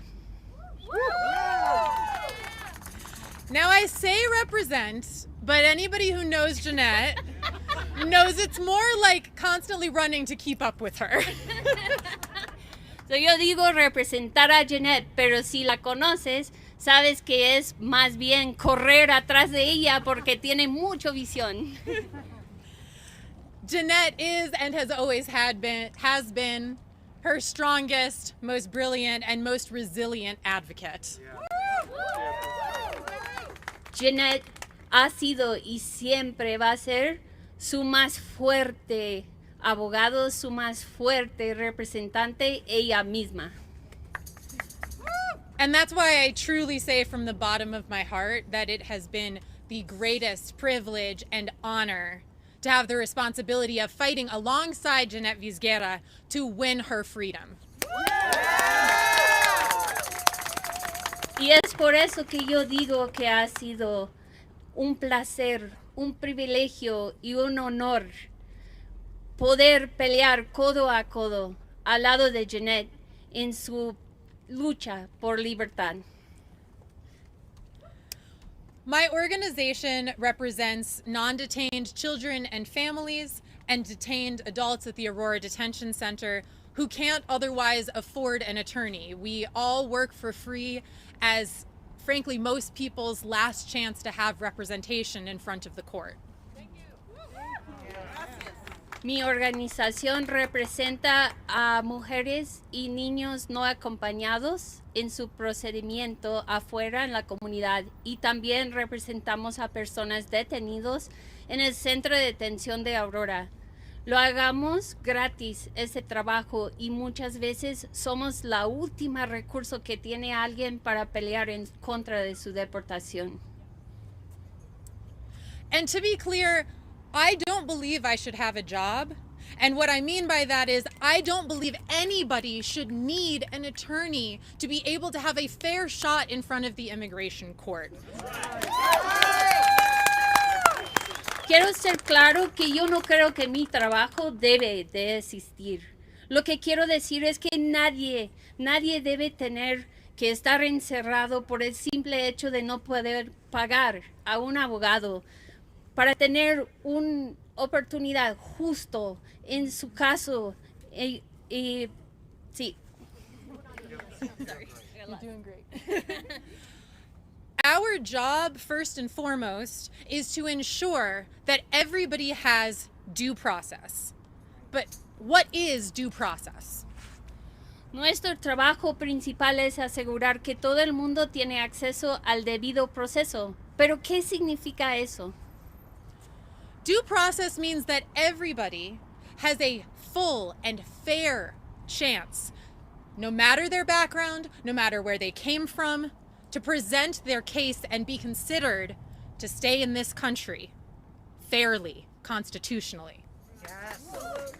El debido proceso debe ser que cada persona tiene la oportunidad amplia de argumentar su caso frente a un juez, una oportunidad justa, igualitario, no importando de qué país son.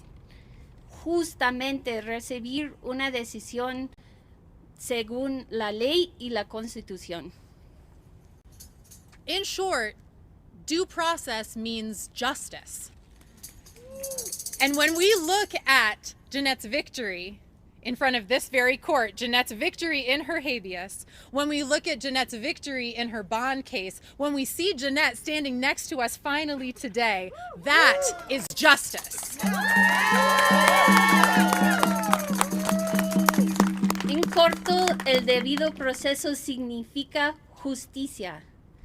Y cuando vemos a Jeanette aquí afuera con nosotros, cuando vemos su habeas ganado del Corte de Distrito, cuando vemos que otra vez hemos ganado un caso legal, constitucional, bajo la ley, la liberación de alguien, esto es justicia. But when we look at the system that retaliated against Jeanette for using her First Amendment rights to free speech, shame. That imprisoned Jeanette in a concrete box 20 minutes away from here, but universes away from her children. That is not justice. Pero cuando vemos a un sistema que hace blanco a Jeanette por usar su primera enmienda, por usar su derecho a hablar, eso no es justicia. Cuando vemos a un sistema que se encierra a ella en una caja de concreto 20 minutos de aquí, pero un universo de lejos de su familia, eso no es justicia. When we see a system that requires you to have tens of thousands of dollars and an entire team of qualified attorneys just to show what we already knew, that Jeanette belongs with her community, that is not justice. Y cuando vimos a un sistema que insiste que alguien tiene miles, 10 miles, 20 miles, 30 miles de dólares para acceder justicia, cuando vemos a un sistema que se bloquea el acceso al abogado, eso no es justicia.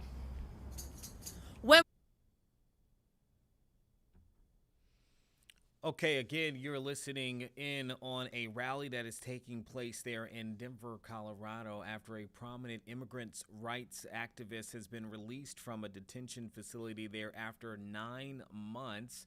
A judge saying that she should be released on bond as her case continues there in the Colorado area.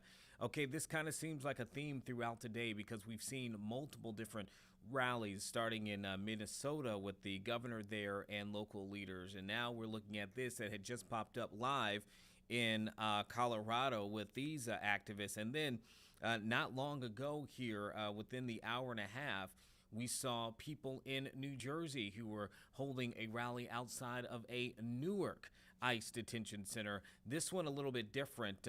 This case had to deal with a situation involving a death of an immigrant detainee who was in the facility in Newark, New Jersey. Federal officials say that detainee from Haiti died while in custody last week after experiencing a medical emergency at this facility called Delaney Hall Detention Facility. He's 41 years old, and ICE officials and Homeland Security described him as a criminal illegal alien from Haiti. They listed multiple arrests over the past few years, but seem to be minor offenses there in that case. So we're going to go and turn now to Newark, where city and state officials and some community leaders also were speaking about their call for an investigation into this particular facility there in that city. And so I'll go ahead and cue it up for them at this moment to hear why they want to get some form of investigation into the matter.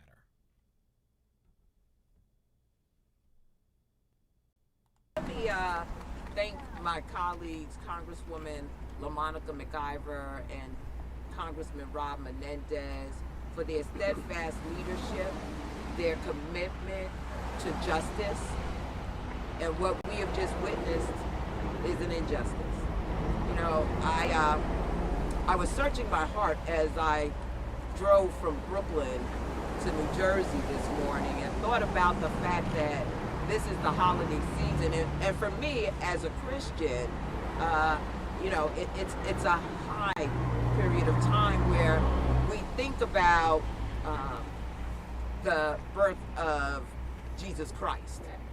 And I thought about the fact that, you know, in his teaching, he asks us to go and visit those who are incarcerated. And that kind of put me at ease in coming here because I had this anxiety about seeing a sea of humanity, close to 1,000 people in this facility right here, whose only desire was to add value to our nation. And it's so interesting that so many of the individuals in here had no criminal records. No criminal records at all. As a matter of fact, they were adhering to the rules as set forth by the legislation of the House of Representatives of the Congress. They were showing up for their hearings. They had viable cases within the immigration court, only to be kidnapped and trafficked across this country. These individuals, not all of them, have been only here at Delaney Hall. Many of them have been circulating throughout the private prison system around this country and brought back.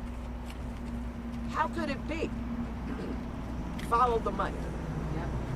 Follow the money.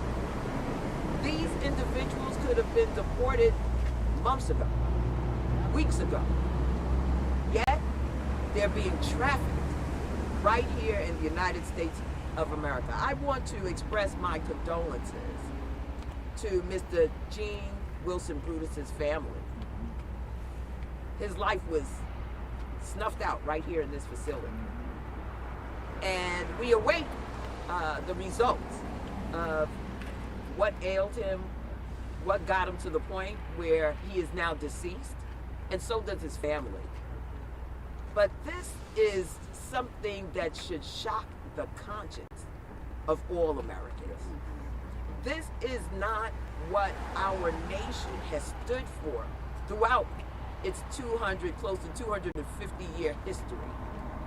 And unfortunately, it is this generation, it is this America that has to confront the cruelty, the greed, and quite frankly, the wickedness that we are experiencing throughout this nation.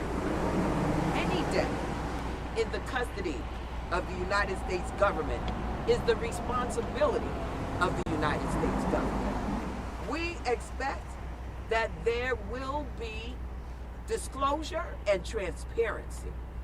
And I want to make sure that the Brutus family are given the truth and nothing but the truth. There have been 4 reported deaths in ICE facilities in the past week alone, a record number since this administration took power. And it is an insult to call this incident isolated.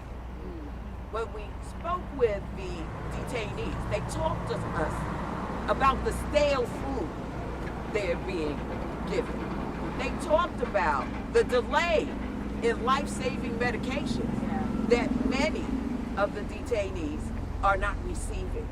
They talked about the fact that the request for seeing medical attention can take weeks.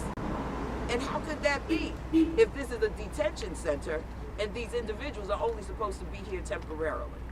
Well, this is what is taking place here in Delaney Hall. And no human being is deserving of the conditions that we witnessed in this facility. I was heartbroken to see the faces that look just like mine being overcome with fear for their lives and grief for the future that was taken from them. Delaney Hall and every facility that engages in this sick brand of inhumanity must be closed immediately, and a full and independent investigation needs to follow. I will continue to demand accountability and closely monitor the situation as we learn more. Our nation rises to its greatest heights when we are guided by our hearts, our compassion, and a moral obligation to our neighbors in need. What we witness behind these gates is depravity. It is the rotting of the soul of America. My home of New York City will remain a sanctuary to the oppressed and the powerless. Our doors will always be open to those seeking refuge and safety. But they will also always be closed to Donald Trump and his agents of hatred. So today is a month-long, a years-long march towards justice. We will not stop. We will not yield. We will not succumb to the wickedness, the cruelty, and the greed of this administration at the expense of not only their humanity, but our very own. With that, I yield back. At this time, we'll have remarks from Corporation Counsel Kenyatta Stewart on behalf of Mayor Baraka. Good morning. First, I want to send my condolences on behalf of Mayor Baraka and, of course, the entire city of Newark to the Brutus family and Irvington community. We also want to thank our members of Congress here for your, fight nationally, and of course, for fighting for your right to have oversight of this place and all these other facilities of delight. We're here today because a young man lost his life in Delaney Hall after being there for a year. And the folks from Delaney Hall will want us to believe that there was no wrongdoing. Now, we know it's wrong, the fact that he did not have an opportunity to spend the last moments with his family. We also know it's wrong that he didn't have an opportunity to say goodbye to his son. And we also know it's wrong that his family is lost here requesting or asking or demanding answers. It's unfortunate that we're in a situation where Delaney Hall didn't even give us information about Mr. Brutus. You would think they would say that, he's a man from Irvington. They would say that he's a man with the son, and they would also say the basic information that you would get from a place like Essex County Jail was within feet of Delaney Hall.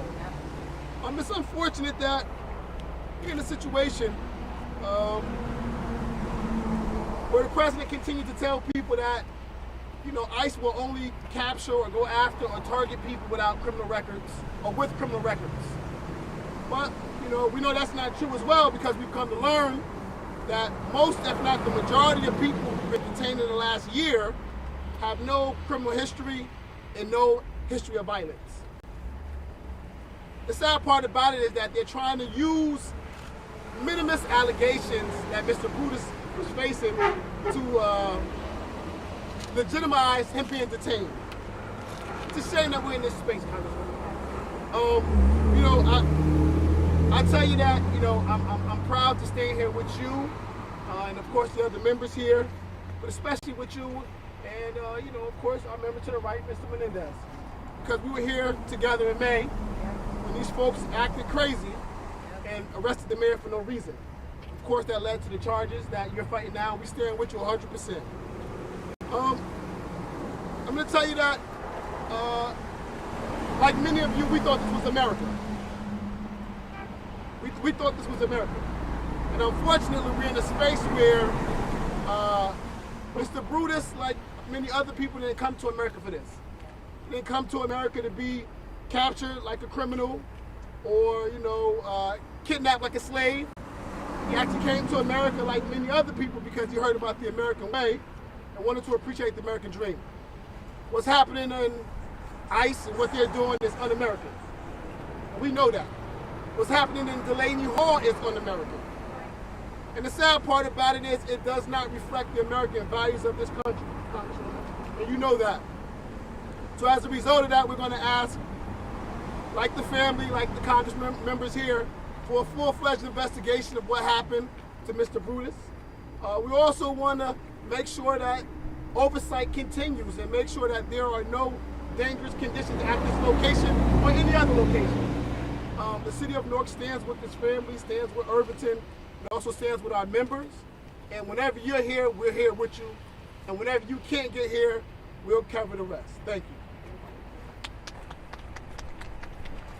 Next, we're going to have up Amy Torres, the Executive Director of New Jersey Alliance for Immigrant Justice. Amy. Hi, everyone.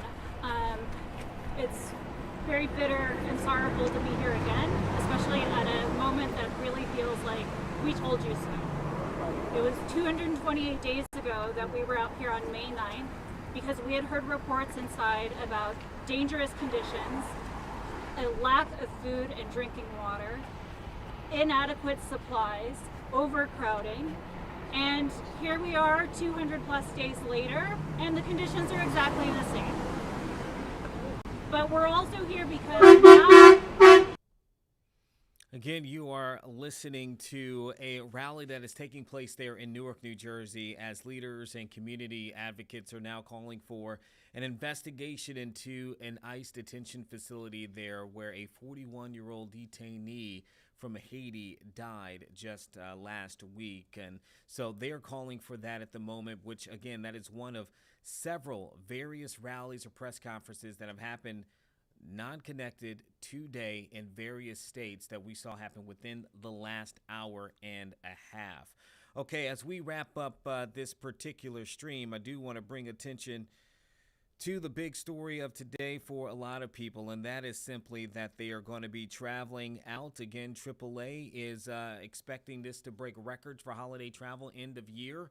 And right now you're taking a live look there over holiday traffic in Philadelphia as people are starting to hit the roads for their destinations. If you are leaving right now, it is currently in the peak. What AAA says the worst travel time from 1 until 7 tonight, and then it'll be minimal traffic tomorrow and on Christmas as well. Back on Friday, Saturday, Sunday, Monday through Tuesday. Best to get on the road before 10 a.m. And we'll wrap up this particular stream with a quick look here over Bethlehem. And this is for those who are in the Christian belief there, Bethlehem there in the Palestine West Bank area. This is where Jesus was born, and you can see festivities and things are already up there in the moment, all the way on the other side of the water and world there. And so, again, if you are heading out for the holidays, please Be safe, take care, and take your time as you're traveling and enjoy it with your families for sure. Thank you so much for watching us here for Live Impact News on 13 News Now Plus. I'll be back sometime next week. And in the meantime, we hope that you continue to follow us here on the app and online, 13newsnow.com.